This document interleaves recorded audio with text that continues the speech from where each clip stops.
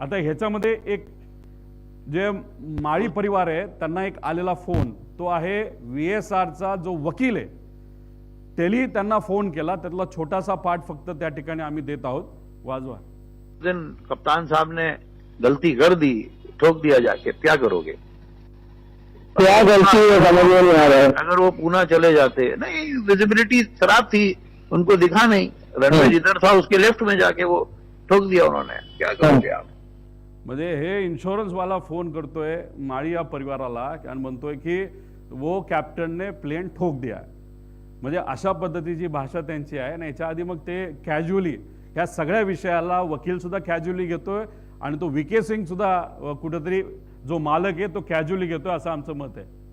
आता हा रिपोर्ट आहे, हा सॅटेलाइट रिपोर्ट असतो, हा आपल्या त्या ठिकाणी मिळतो। पुणे विमानतळ हद्द 55 नॉटिकल माइल्स असते आणि बारामती हे 44 मध्ये येतं।